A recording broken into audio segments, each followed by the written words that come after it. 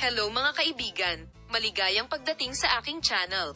Ngayon ay ipapakita ko sa iyo ang isang bagong balita mula sa Ken Yaman at Özge Gürel. Sa mga kaganapan na nagpainit sa puso ng mga tagahanga, ang charismatic Turkish na aktor na si Ken Yaman ay nagbukas ng isang bagong pahina sa kanyang relasyon sa kanyang kasamahan na si Özge Gürel, na inihayag na sa wakas ay napatawad na siya sa kanyang mga nakaraang aksyon. Sa kanyang press release, ibinahagi ni Ken Yaman ang proseso ng pagpapatawad at pagkakasundo sa pagitan niya at ni Özge Gürel ng may katapatan at pagpapakumbaba, na nagtuturo sa isang bagong sandali ng pagrinyo at pag-asa sa kanilang relasyon.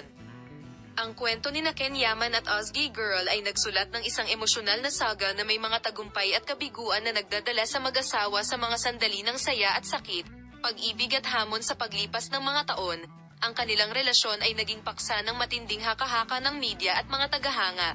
Ngunit ngayon, Ken Yaman with Özge Gürel with a gesture of courage and maturity, inilalarawan nito ang proseso ng pagpapatawad na humahantong sa isang bagong pag-unawa. Sa kanyang pahayag, sinusuri ni Özge Gürel Ken Yaman ang kanyang mga nakaraang pagkakamali at inamin na ang kanyang mga aksyon ay maaaring nagkaroon ng epekto kay Özge Gürel. Nagkamali ako at nasaktan ko ang mga taong pinakamahalaga sa akin, mapagpakumbabang pag-amin niya.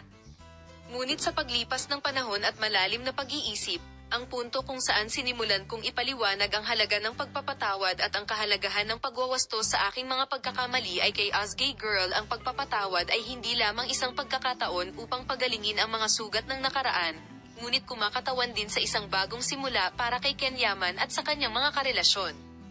Salamat sa panonood ng video. Goodbye. See you in new videos.